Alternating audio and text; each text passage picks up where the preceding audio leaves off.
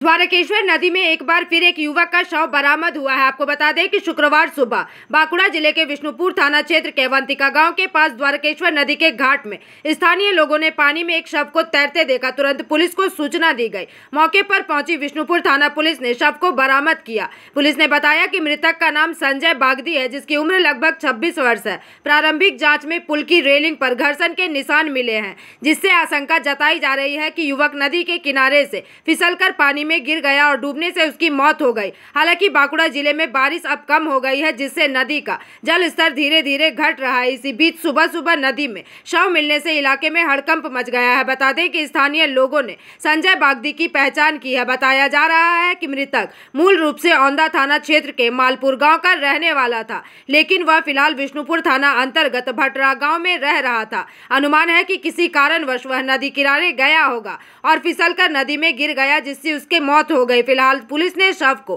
Postmortem के लिए विष्णुपुर जिला अस्पताल भेज दिया और आगे की जांच जारी है। কি দেখলেন এখানে, কি শুনলেন? এখানে শুনলাম বলতে কি, চায়ের দোকানে এসে শুনলাম যে এখানে একটা লাশ এটকে আছে। কোথায়?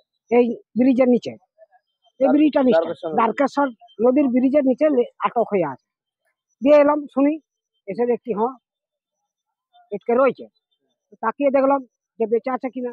হ্যাঁ, দেখছি না বেঁচে নাই। যদি বেঁচে থাকতো তাহলে আমি তখন একলাই আইছিলাম।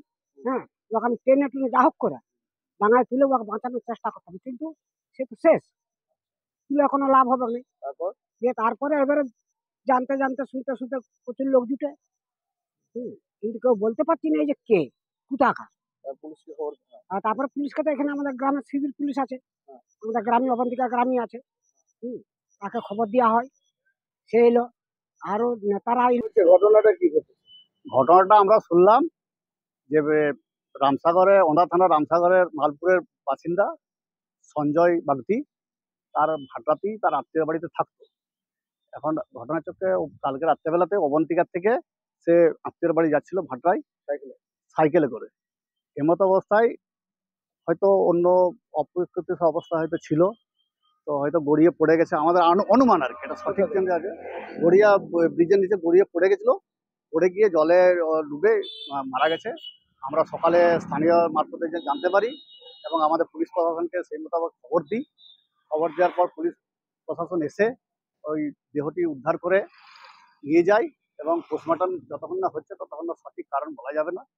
যাই হোক, আমরা পরিবারের প্রতি আমাদের সমবেদনা রইল, কারণ যে কোনো মৃত্যুই আমাদের কাছে খুব বেদনাদায়ক। ওইখানে কি যে পড়ে যাওয়ার কোনো দাগ? হ্যাঁ, একটু দাগ দেখা যাচ্ছে, যে সম্ভবত এটা অনুমান করা হচ্ছে গড়িয়েই পড়ে গেছে, তাহলে জলে পড়েছে।